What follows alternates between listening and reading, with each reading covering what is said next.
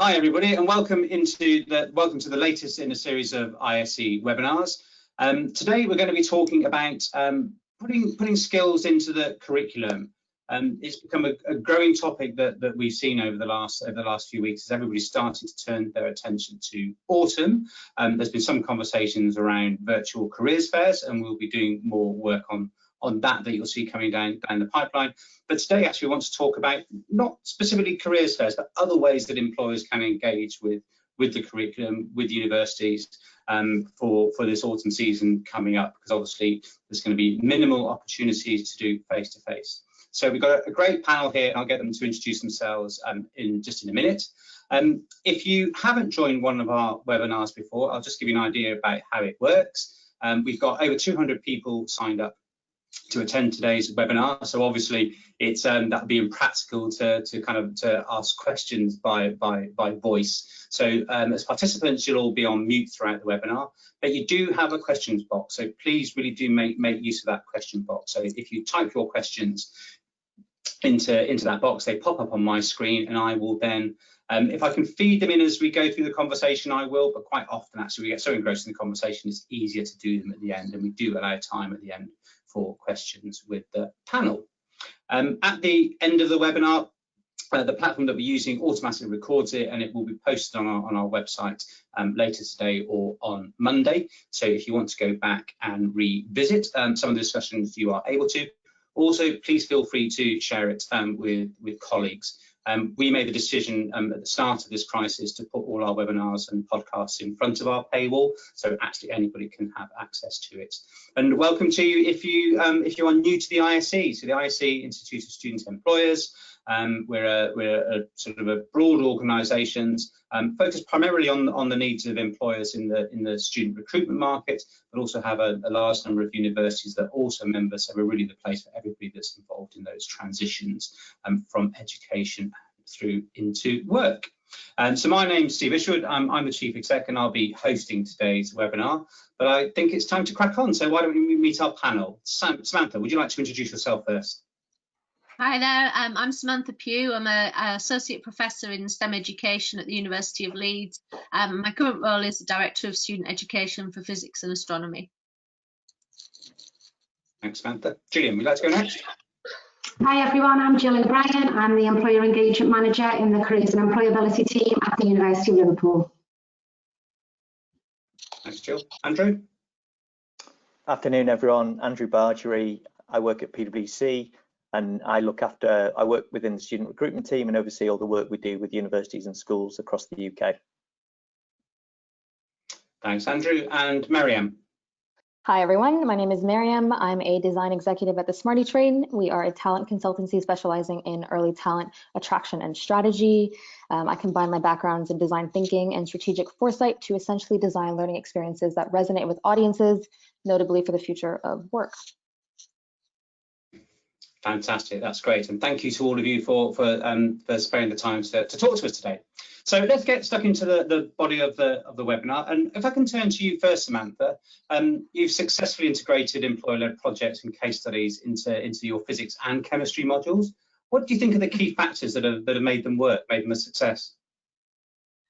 So I think one of the key factors is sort of building up relationships, so in both chemistry and physics. So maybe if I just say a little bit about the difference. So in chemistry, we've basically developed case studies with industry partners, and we run that as a kind of product development module for students, and we bring in different employers to talk about different aspects, so patent attorney, marketeers, so scale up and process chemistry, and that really sort of brings it to life.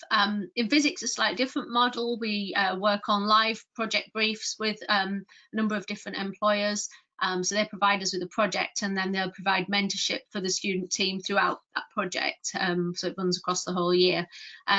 So I think really I've found that it's been building those relationships and keeping in close contact, but also being really clear from our side, what our requirements are and what employers can give. I find generally employers really generous in their offer of time and support, but actually being able to fine tune what we require and making sure that we all understand each other's needs, I think is a really key factor in that. And what do you think those are? You talk about it meets the needs of both employers and actually you in the curriculum. And what do you think those sort of key benefits are? I mean, the benefits for our students are immense. I mean, as part of those modules, students write a reflection at the end of it, and you know, they just to get that insight into business, into not just the sort of technical side, but actually how that plays out in an employment situation. You know, the need to think about market dynamics, the need to think about sort of legislation and other aspects of a project is incredibly important. And for them, just managing that sort of relationship, when we sort of, you know, describe the partners as clients, and so they're sort of managing that client relationship. So really great for their communication skills. In terms of the benefits to the employer, certainly on the group projects, it can lead to some useful science for them, some useful information to help them sort of in their product development. But I guess the main benefit for them is to sort of work with the talent pipeline, to work with students, understand what students are capable of, perhaps. And a lot of them, you know, it's quite altruistic, actually. They just see it as a way of contributing to the education of students, and you know, we obviously really appreciate that. But it, you know, it does help to raise their profile amongst the student body as well. And do you think it makes better students? I had a conversation with Dean of Surrey Business School not so long before lockdown, and he was saying, so the things about, we used to talk more about placements, but he said, you know, students just come back as better students. Do you see the real benefits in that academic journey, I guess? Absolutely. So think back to when I started this. In physics, we don't see a large number of students going out on placement. It's a national issue that students in physics are not as keen on going out on placement, but they absolutely need some sort of experience of business and industry. So that's why it was introduced, to give them that insight. I'd certainly say they sort of up their game when they've got an external partner to work with. It's more than just, you know, doing the coursework.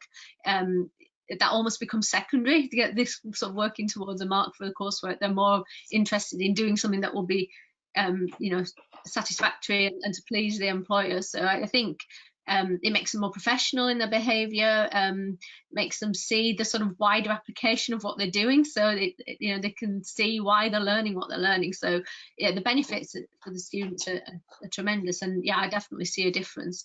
That said, it's a module that students apply to do, so maybe they're a bit self-selecting in the first place.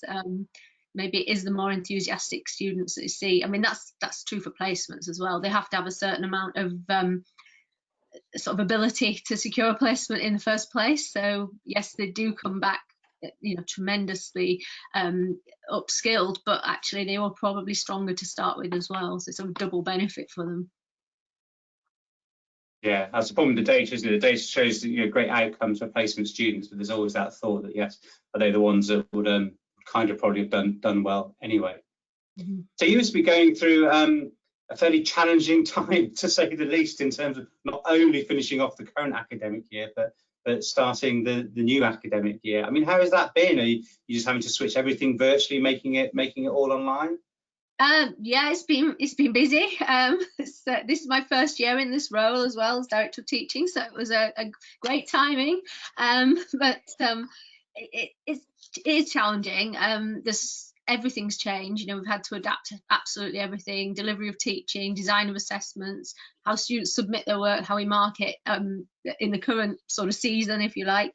But it's also a great opportunity to really refresh things and change things. You know, so it's a golden opportunity to actually do things differently. And some of the things that we're going to be putting in place for next year, we're saying, well, actually, we think they might be better anyway. You know, it sort of forced us to change, but there will be things that we keep from the new way of doing things. So there are some you know, sort of lights at the end of the tunnel, if you like. And the programs we're talking about, do you see the potential to still deliver those virtually, or is it something that will be a bit of a casualty of the move to online? So the chemistry module is still going to go ahead. That's because it's we don't need the employer to deliver as much. We just need them to sort of run the seminars. The group project module, I'm going to rest it next year. Now, there is still an opportunity for employees to get involved through our sort of normal final year projects, and some of those are run in a kind of group way anyway. So we may end up with a different model at the end of that. We may end up saying some of our final year projects are industrially supported. So that's what we're going to do there. And that was mainly, really, I think, you know, to some extent, employers have got enough on their plate, and to actually be asking that sort of giving of time for a whole academic year might be just a stretch too far for the coming year. So we certainly hope to bring people in to give talks and things like that as part of the curriculum, but to have that sort of longer term commitment across the year, it can be challenging at the best of times, and it just felt to me like it would be too much of an ask. And to know so far in advance, I'd need to know sort of now in order to do it for October, and that's, you know, just it felt like, yeah, that is going to be a bit of a casualty.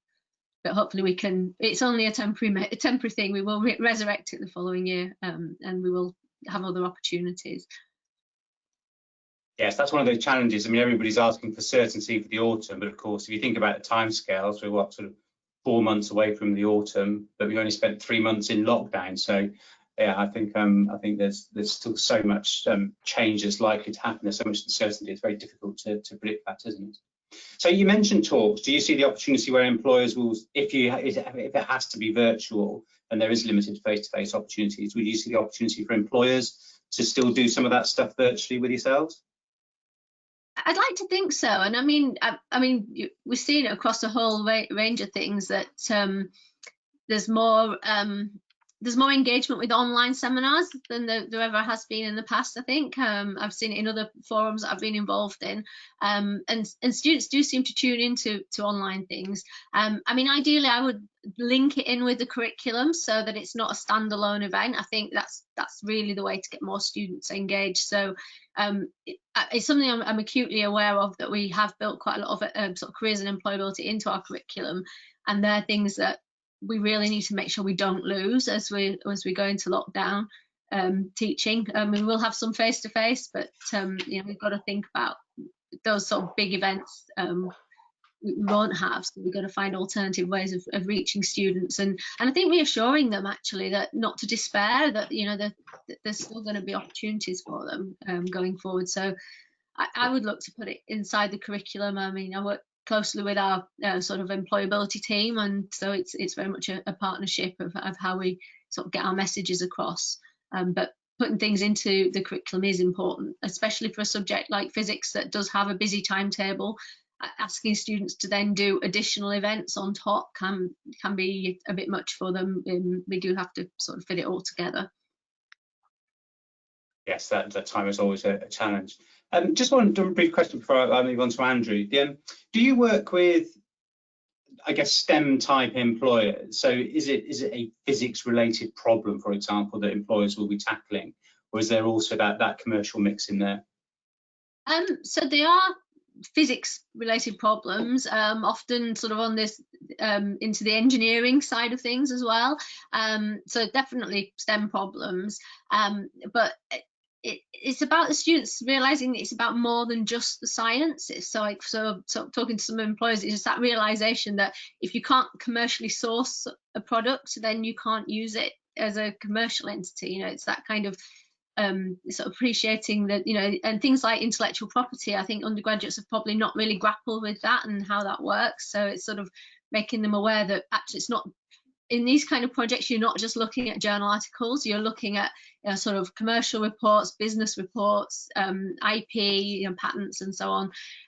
So it's a much wider scope than maybe they've been used to. So I think that really opens their eyes. And so, yeah, so we do have to think about the commercial side. I mean, something we're introducing for this coming academic year is a work experience module as well. So that'll be individual students spending sort of 30 hours with an employer, which might be done remotely, and that could be really any aspect of work. So they might be doing something like working on their social media platforms, they might be helping them build a database.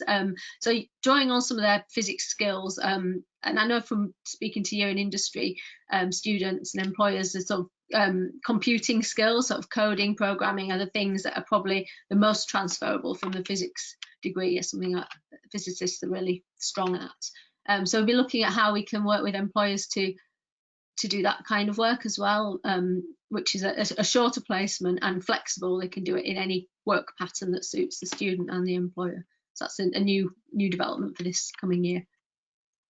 Great, thanks, Samantha. Andrew, can I just turn to you? We were talking about uncertainty, and of course, I remember we spoke early in lockdown, and you had about 200 students joining on a Monday, and you're trying to work out how to do virtual inductions, if I remember. But I'm guessing that you are now starting to think about what the autumn might look like. So, what is your current thinking at the moment? Yeah, I think first of all, I think it's going to be very chaotic. There's going to be new technology and new platforms, and these seem to be appearing here, there, and everywhere. So I think there's going to be a number of engagement interventions that are going to be done in a very different way. So I think it's a good test, not just from students, but from employers as well, and staff within universities as well, around their agility. Just in terms of our current thinking, I mean, at the moment we're still very much exploring a range of options, and that's looking at what and how universities are going to be running events, how they're potentially going to change with the realization that there's not going to be really any in-person events, large-scale careers events, or I think that's unlikely that take place in autumn. We're looking at what we can do ourselves as well. We're not totally new to the virtual side of things when we engage with students. We've been doing a number of things fairly ad hoc for the last couple of years, but clearly that's going to have to ramp up and change quite dramatically for autumn. So we're looking at options, we're looking at technology, we're looking at platforms and going through that process as well. There are some practical considerations for us as well, again, which we don't have the answers to, but for some of these areas we hope to soon. What's our budget going to be for the coming year? Again, we don't know. What are our targets going to be for 2021? Again, we don't know. We just going back to what you mentioned when we spoke a while ago, Stephen. Yeah, we took on 185 grads on the 30th of March. So if you can imagine when the coronavirus pandemic hit the UK, the timing of that, it was that was the first priority, and then the second priority was thinking about the work experience programs over the summer, and now it's thinking about our September joiners as well. So I think we're definitely thinking and talking about autumn, but in terms of exactly what we do yet, we don't have that plan.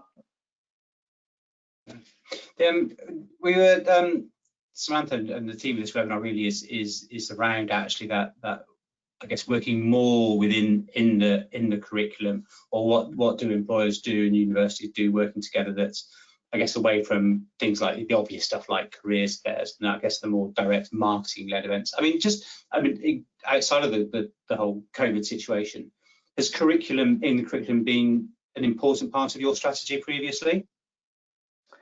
Yeah, previously it has. I think that there have been some changes. I think we've continued to focus on employability within the curriculum, but we've really thought about in the last year or so around perhaps building in a bit more flexibility for students, and we've developed something called our employability hub, and we've created some e-learns focusing on employability skills, and again we'll be trying to broaden that out a little bit more, I guess, just to give the students a bit more flexibility around when and how they can access that as well, as opposed to having a fixed time and date of when they need to attend something. All right. So if I'm reading that correctly, do you think there's opportunity for more students to engage as more of this content gets put online virtually? I know that's something with your schools material that you've been very keen to do. Does similar apply to the university space, the undergraduate space? Yeah, absolutely. I think there's clearly some challenges with when it comes to upskilling and employability with running virtual sessions, you know, whether that be the practical side of trying to get students to work together within a group or tackle a particular challenge or a problem. Clearly that's easier to monitor and to, I guess, I'm not sure whether enforce is the right word when you're physically in a room with students. When that's being done virtually, that is far more difficult. So that's definitely given us something to think about. We're continuing to think about. I think one of the advantages, you know, you can certainly technology and platform permitting, you can certainly appeal to a far broader and bigger audience. And I know there's some really interesting ways of trying to ensure students are engaged during the virtual learning experience that they'll be undertaking as well, which again we're continuing to explore. I think as well the virtual engagement side, you know, whether people love it or hate it, I think certainly from a student perspective, it's going to mean that they are more prepared for what's to come in the short term, and who knows, maybe the medium and long term as well, whether that be you know, within higher education and how their lectures are delivered, or within the workplace as well. I know a number of our March graduate joiners just found it very difficult and challenging from a well-being point of view, anticipating being part of a cohort and physically being with other people and going through their induction together and having that support, and that's been very, very different. And I think that they're certainly adapting, but that's certainly been one of the challenges that's come out of it that we're really thinking about for our September joiners. I'm not going to ask you specific about your budgets, but talking to lots of other employers, it's, you know, there's the practicalities of businesses at the moment, revenues under strain, and budgets being cut. I mean, why is this stuff so important to sort of PwC's activity in the recruitment space? I don't know if you still do. I remember back in sort of my time at EY, I would occasionally get the odd sort of grumpy partner who said, "Why are you spending any money on this? You know, there's thousands of students out there. They're all desperate for jobs. Let's just, you know, just stick an advert on a website, and that's all that we need to do." Is that one of the challenges or the thought processes that you have to deal with at the moment? Yeah, probably slightly less, but there's still definitely I'll have to be careful using the word grumpy, but yeah, okay, there we go. The odd grumpy partner. I can say it. PwC partners are never grumpy, aren't they, Andrew?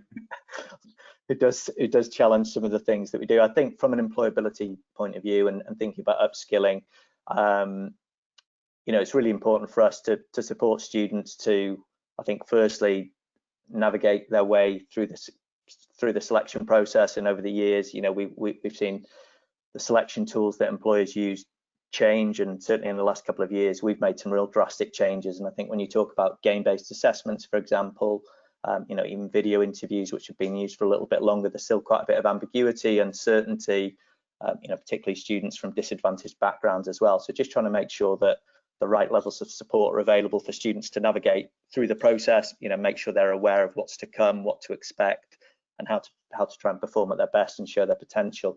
But also, you know, equally as important is just to try and be as ready as possible for what's to come within the workplace as well. Just one question actually I've just had come through on the question box. This is actually, I guess, an operational question. There's so much uncertainty about recruitment numbers for next year. I mean, the big four have always in recent years been known for going early, really, and actually in a normal cycle we'd probably see vacancies being opened in a month's time. Do you think the recruitment season will be much more spread out this year because of that uncertainty around hiring numbers?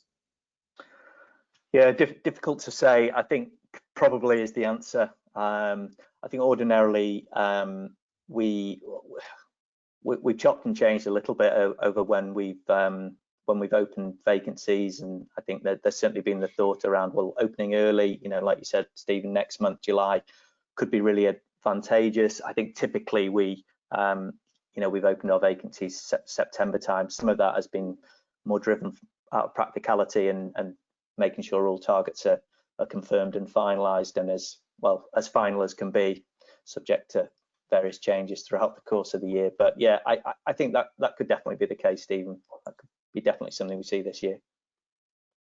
Right. Okay. Thanks, Andrew. Jill, if I can turn to you now. In our recent magazine, we had an article that featured a project that you built. It's an employer-led project. It was built in an academic model. Can you just tell us a little more around actually what it was, how it worked? Yeah, of course. It might be helpful firstly for me to provide a little bit of context around our approach to careers and employability in Liverpool. In the last 2 years, we've shifted our delivery model to allow us to scale employability delivery and increase student engagement. And part of this has seen the introduction of the UK's first student-led and frontline space in the form of our career studio, which has enabled our careers and employability team of experts to focus on curriculum work rather than this frontline delivery. So as a result, our team are now really involved and play a key role in supporting curriculum and the academic departments with curriculum design and development. And from my perspective in the employer engagement team, this has meant that as well as working with employers to bring them onto campus to deliver a central offer of employer-led careers fairs, skills sessions, recruiter panels, all that kinds of thing. We also have really ambitious targets to try and embed employers in all degree programmes across the university.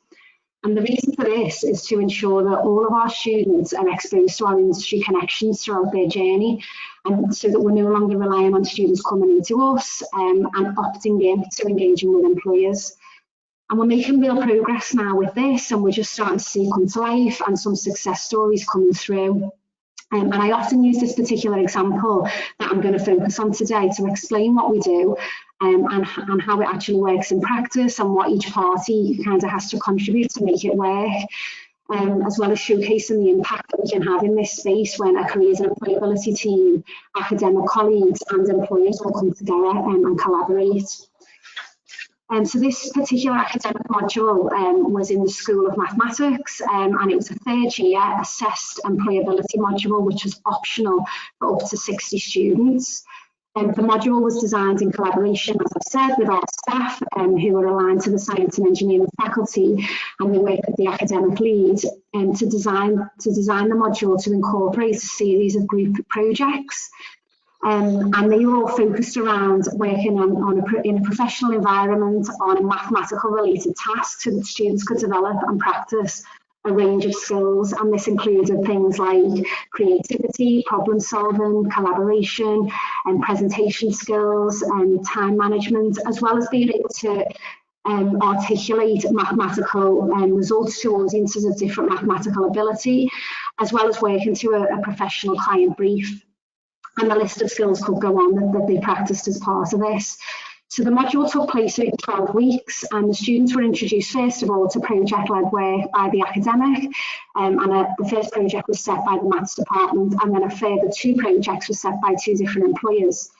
So this module explicitly embeds employability and employers at its core, and it was primarily assessed through the work that was based on the real-world projects that the employers set. So this is how the module was framed, and from my perspective as a starting point, engaging employers in this way couldn't really be any better. And so once the module was designed, my team were then able to step in and utilise our employer partnerships to engage with organisations who we knew would specifically want to target this particular cohort of students. And we were able to confirm input from BAE Systems and Very Group. So today, for the purpose of this session, I'm just going to focus on what Very Group did and how they were involved. And when we approached them, it was a really easy sell for us, despite the fact that they'd never partnered with us in that way before, and they'd never really worked with the university in this way. But because data professionals are so in demand within their business, and because maths students typically wouldn't necessarily think of working for an organisation like Very Group and wouldn't necessarily attend their central events on campus, they jumped at the chance to get involved in this to raise awareness of what a career in analytics might involve. So once we got them on board, their talent attraction team then linked our academic colleagues with their analytics department, who then provided us with real-world data from web interactions that their customers had on their website. And they gave us the data warts and all. They didn't try and make it look better than it was or cover anything up. They shared the data in the rawest form. And then the project brief for students was to analyse this data, identifying trends in the behaviour, and then making recommendations back to the business on how to create more high value customers. So the students worked in small groups on the project and they had 3 weeks to do so. And in that time, we linked them in with the analytics team who could advise them on the solutions that they were coming up with and guide them in how to develop them solutions further. And then at the end, the recommendations were presented back to the business, as well as the talent attraction team, and our academics were also involved at that point, who were responsible for assessing the work. So as Samantha has touched on, the benefits to employers with this type of opportunity are really significant. And at the moment, I think this is relatively unique. There are a limited number of opportunities for employers to engage at universities in this way. And it's a much more targeted approach as well, outside of more traditional activities. And for Very Group specifically here, they were able to raise their profile with this particular cohort. They were provided with opportunity, guaranteed exposure to a talent pool, again, which we ordinarily can't guarantee. And they had access to an extra resource, which was dedicated to a real business problem which they were experiencing at the time. And afterwards, Very Group commented to me, the talent team, on how impressed they were with the student solutions, which I don't think they were quite expecting, the quality to be quite as good as it was. And then what happened off the back of it, they chose one of the teams who they deemed to have come up with the best solution to the problem, and they invited them to go to the site, to their head office, which just so happens to be in Liverpool, and really impressive offices. So the students got to go on that site visit and meet with lots of different staff within the business who were working in different roles. And then the students commented afterwards that, lots of them roles where they could see that the students were using these mathematical skills, they didn't even realise that those jobs even existed. And so that was a real bonus. We hadn't anticipated that would happen at the start, but what it did mean was that the Very Good then, I think the students were really engaged in with the business. They were blown away by it, and now I'm a Very Good the action team are monitoring whether or not any of them students actually go and apply and ultimately get hired. And the student feedback as well was brilliant.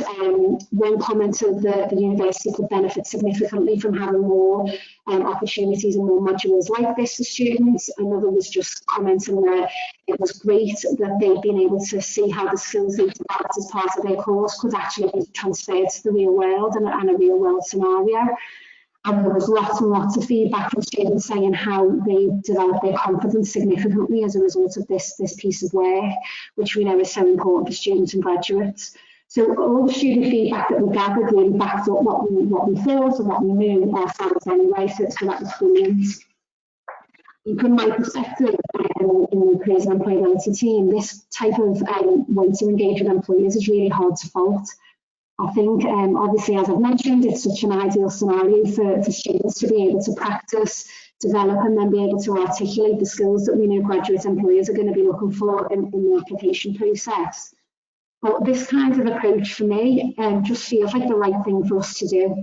There isn't that, that's not to say I don't think that the central offer still doesn't, that there isn't a place for it, and I do think employers will still look for opportunities to work with students across multiple disciplines in one place. However, there's nothing worse than hosting an optional employer event and wondering and worrying whether or not students are actually going to turn up, and that kind of goes away with this model, so that's brilliant.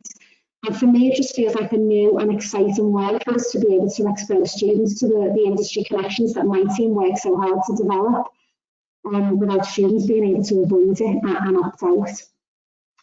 So I think as well, when students do engage with it and have that experience, we know that they go on, they feel really inspired as a result of it, and then they do start to recognise, okay, these are the skills I already have, and these are the ones that I need to develop. So I think all in all, it's really difficult to fault. And I should say that actually, if anybody's interested in reading a bit more detail on it, you can find the last issue of our magazine is online, so you'll find your more detail on it in there from you, Jill. So that's a really impressive piece of work. Now, of course, coronavirus and the virtual impact on campus, you know, it could have a significant impact on that kind of project. What's your thinking at the moment? Do you think that you can still see the similar work being delivered next term? I actually think it lends itself really well to working virtually. I think we could easily shift it online without losing too much impact. In that particular example with the very group, every stage in which they engage with us could easily be shifted online into a virtual capacity, apart from obviously the visit to their site, which was a bonus anyway. So I think it really does lend itself to that space.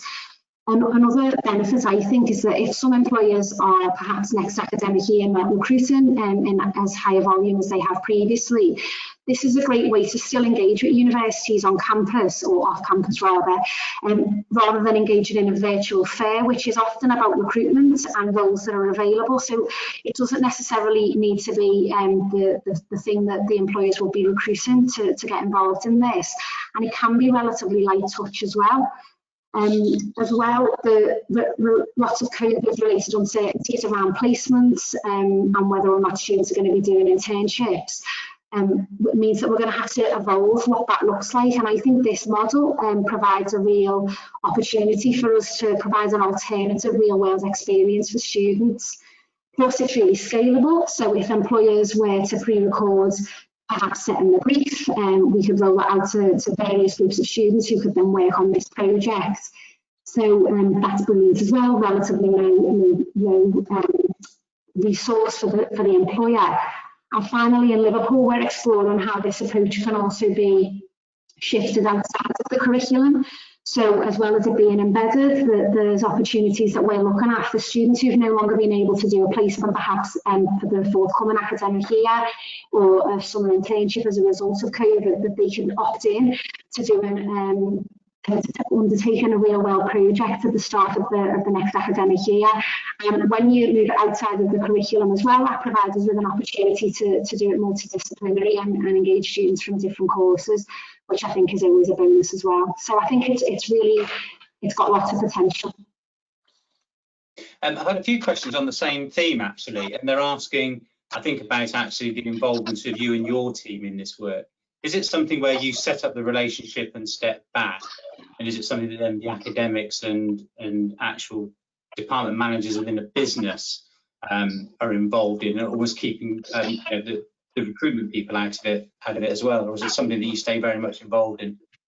We have a really good relationship with Very Group, and we're the talent team are so engaged with us anyway. We did keep in the loop very much with them throughout of it, because they were very involved in getting involved in observing the presentations, because they were always using this as an opportunity to try and recruit. But I'd say what our main role was to facilitate that relationship and link in the right people within the business to the academic, and join them up and introduce them so that they could go on and shape what the project was going to look like, because they had the right expertise to do so. And then we kind of did step back from that element of it, but the talent team were very, very engaged in monitoring whether or not this was going to be a successful approach for them to work with us from a recruitment perspective.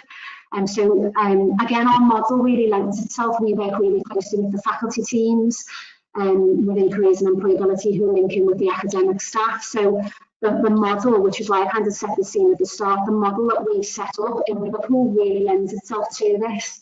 And really, I think when this example was really that working in practice, and it all just came together. One of the things I wanted to say before, which I forgot to mention, was the challenges. A lot of these things do have to fall into place to make that work. And I think the reason why this case study again is so brilliant, that we're now showcasing this internally to other academic colleagues to show them, how effective this can be and how it works.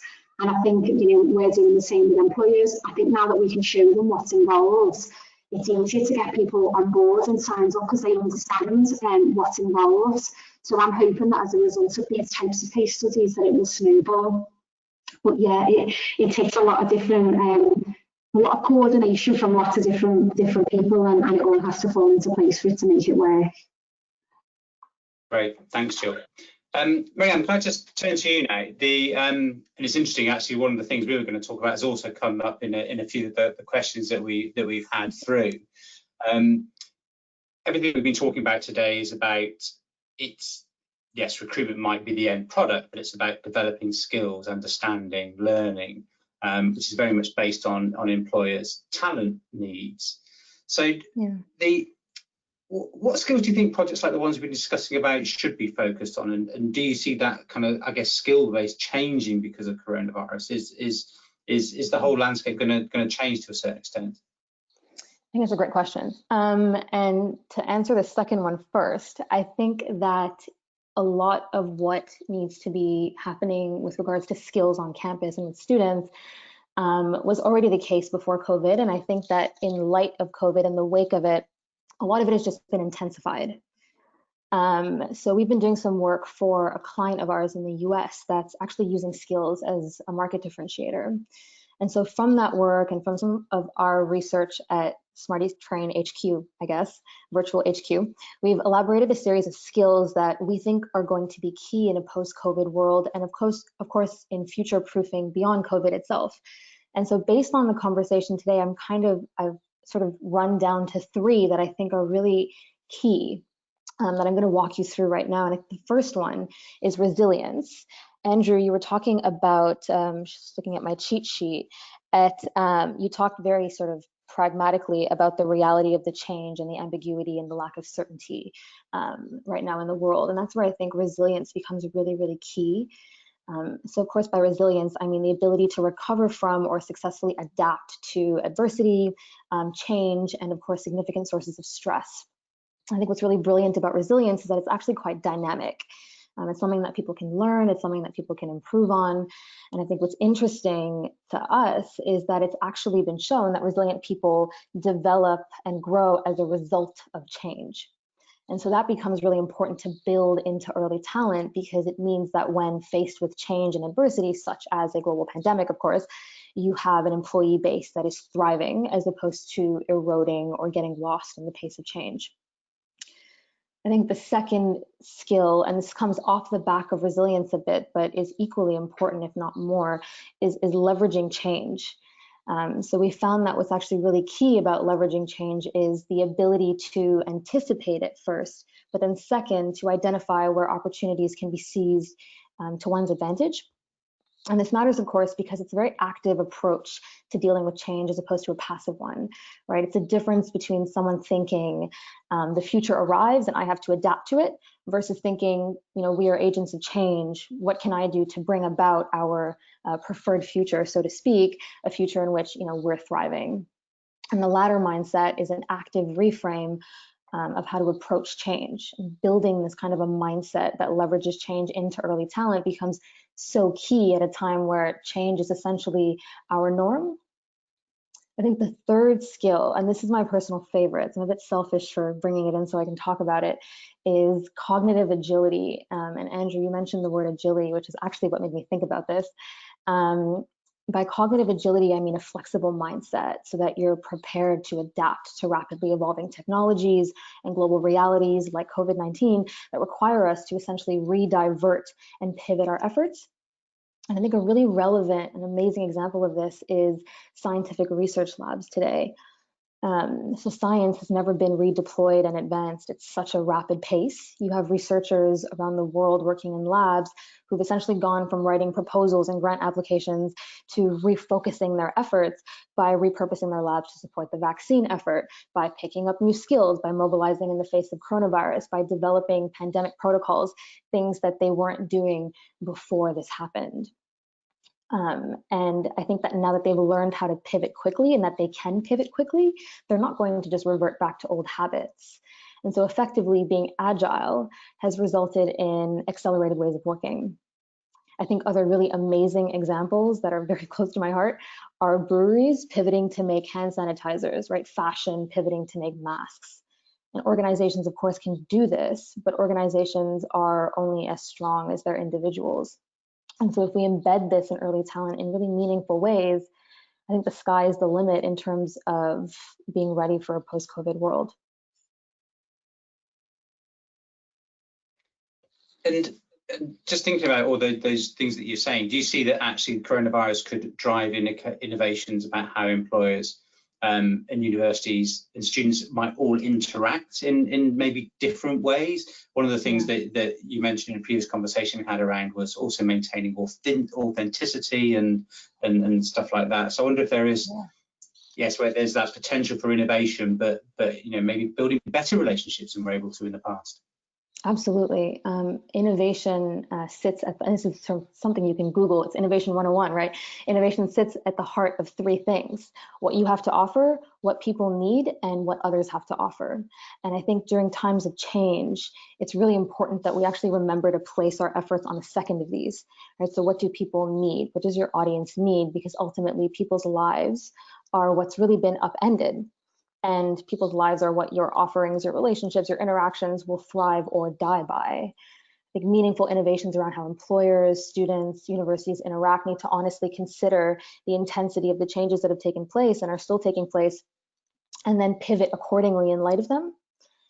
And I think there are about five key driving factors for innovation that have come to my mind throughout this conversation. And one of them you did touch on is transparency and authenticity. In my role at the Smarty Train, I have the delightful privilege of getting to look at and analyze trends from all around the world. And they're really showing us the importance of this point, right? So young people, for instance, are demanding their governments be more transparent and do away with censorship. People are questioning whether their governments are truly democratic or not. And though these sound political at heart, I think they're telling us something really important about young people, and that's that they want a different story from their institutions. And I think this includes their academic ones, and I would certainly extend this to industry. They want something that feels authentic, something that they can trust. And so there's something very powerful and critical about acknowledging what's happening in the world and then complementing that with meaningful action for impact, because it shows that you care. I think another need that is a key driving factor for innovation is something that has been touched on as well. It's the need to, of course, move beyond traditional face-to-face interactions.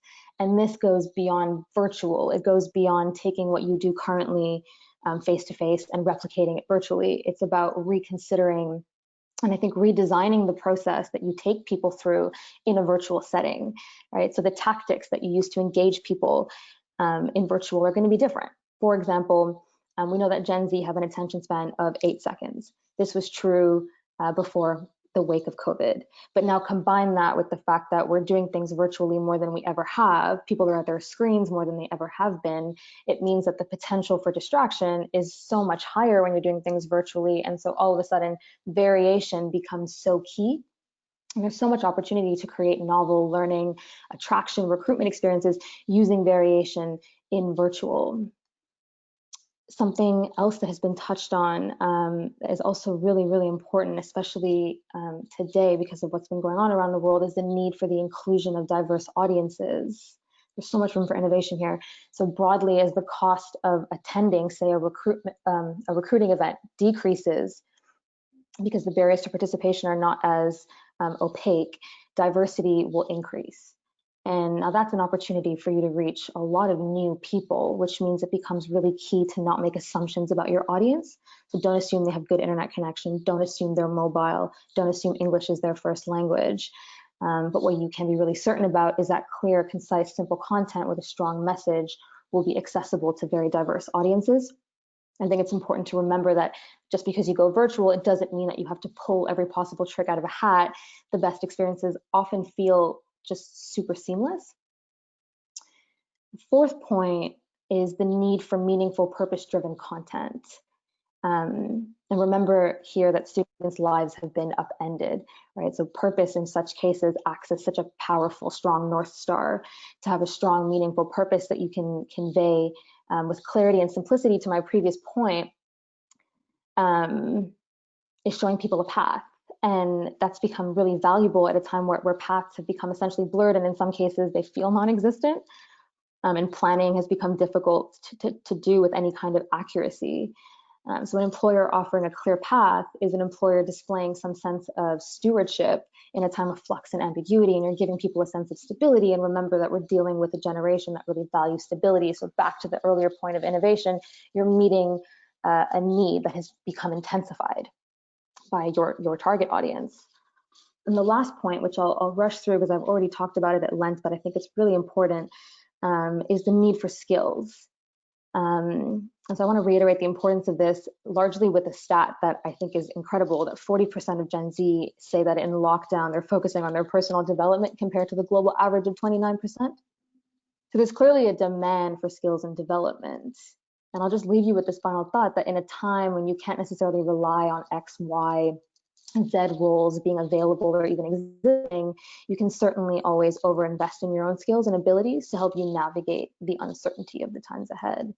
And so I would encourage, I think, everyone to think about how you can offer that in your interactions with students, because it's unexpected, it's novel, and it's really meaningful. That's great, thanks, Maryam. And actually, that question around future skills was one that came up on the questions board directed at you, Andrew. I mean, I think it's obviously far too early to say that actually will coronavirus change, the skills mix that employers look for. But is this something that yourselves at PwC have been thinking about anyway? Actually, just the changing needs of employers of the skills base, not only in the existing workforces, but actually in the early talent that they're hiring. Yeah, it's a really interesting one actually, and what Maryam said was also really interesting. I think if we talk about agility, for example, I think that's been something, and Steve, even back to your EY days, whether it's a grad who works in consulting or audit, they will need to just adapt to either going up to Aberdeen to spend 6 months up there on working on a client, or going from a large blue chip organization to a client that's very different and perhaps not quite as aesthetically pleasing to be sat within. So I think we've always talked about being adaptable. That's really key, and I think as an organization, and now's a really good example of that. There are some parts of our business, such as our corporate recovery, or we call it business recovery services, who are far busier than other areas of the business. And I think rather than have individuals who are sat there twiddling their thumbs because of the training that they've had, it can mean that people can move around the business a little bit. So I think being adaptable, being agile has always been something that we've placed importance on, but I think that's becoming increasingly important. Thanks, Andrew. Actually, I have a question back to you, Maryam. Actually, this is quite an interesting one around, you mentioned that sort of that pivot to purpose, and the beer maker that's now producing hand sanitizer. Brian sort of put a question that's talking about the pivot back. Actually, that business will then go back to making beer again, and might it lose that sense of purposeness? So I'm guessing, is there a question in there around sort of how much of this is of the moment, and how much actually, once we're out of this, because we will come out of it, actually will things, the pendulum swing back a little bit more to where it was previously? Yeah, sometimes I wonder if it's not actually a pendulum, but more of just a perpetual treadmill. Like, we never really move back. We always just move forward and we evolve. So I think it's more likely that actually what's happening right now is going to add to people's missions and visions, and that actually it'll just keep rolling forward as opposed to moving back to how things were. And I think the example with the labs is a really good example as well, because after pivoting to so quickly and upskilling, I think that's the other thing, right? When you upskill, you don't ever really look back, you just kind of move forward. And so you think about the labs and people moving faster in science, I highly doubt people are going to start slowing the pace again. And I think you see that this is true if you just sort of zoom out and you look at the history of the world, right? We've encountered pandemics before, but we've always moved forward. We've never really completely gone back. So I think it's probably a bit of both, but a general movement forward, if that answers your question. It does, yes. I like that. It's a bit of pendulum swinging backwards, that always moving forward. Just time for one more question, really. Samantha, can I just come back to you? Obviously, you came up first, and then I've had everybody sort of speaking afterwards. I wonder if, from your perspective, actually, you see things, the changes that happen, whether it's just virtual delivery of a curriculum, whether it's the different ways we'll engage with employers, the way that skills will change. Do you see that there will have been some permanent change in the way that you approach your work at Leeds? Yeah, I mean, so can talk at a sort of departmental level. So I think some of the things we've learned about learning and teaching, and particularly assessment, we won't move back to. So one of the big changes obviously went from the sort of traditional closed exams where everyone's in an exam hall for 3 hours to 48-hour open book exams. And I think there was an initial fear that everyone's just going to get 100%, right, because they can just look up the answers. But actually, in reality, having seen the exam results earlier this week, that's not the case. We are still differentiating, and because we changed our focus to our students to better explain their understanding rather than just, you know, the sort of traditional sort of recall elements, I think, that some of the exams have. So that's certainly a positive step, and students have fed back that they enjoyed that a lot more. They felt more satisfied that they'd understood the science rather than just memorized it. So that, to me, why would we ever go back from that? We need to, you know, capture that. We need to move forward with that, because that is ultimately what we would want to do. The other big difference for university, I mean, sometimes people will describe change as being on a geological scale in a university because it's quite slow, and everything is changing so quickly. You know, normally we're like a year in advance to change anything, and now we're sort of, okay, well, we need to know by next week what you're going to do next month, you know, and that is really unusual in a university setting. So I really welcome that. It is a bit frantic, and hopefully we'll get something that's a little bit calmer and a little less panic driven, but I think it's a good thing that we prove that we can do things more quickly when we need to, and actually we should, because we spend too much time you know, sort of going through multiple layers of processes, and so that streamlining, I think, is going to be a good thing. And certainly, I mean, I was thinking the other day, I don't think I'll ever voluntarily want to do a Teams meeting again if I can meet people face to face, because, you know, I really miss that human side of it. But there's some things where we think we can do it virtually, you know, and do we all need to be driving into work every day, and, you know, what can we do from home? What do we need to be in the office for? And so I think those kind of changes around more flexible working, which actually does change the nature of the workforce. I mean, I've certainly found the flexible working quite good anyway, but, you know, having more of that means that, you know, it's certainly favourable to parents, anyone with caring responsibilities, people that don't live on the doorstep of where they work as well. You know, you can save so much commute time. So I think, you know, there's a lot of change, and it makes it more possible for people to you know, move around career wise, because they're not having to uproot their whole life in order to move jobs potentially. So I think that there's a lot of positive that can come out of that.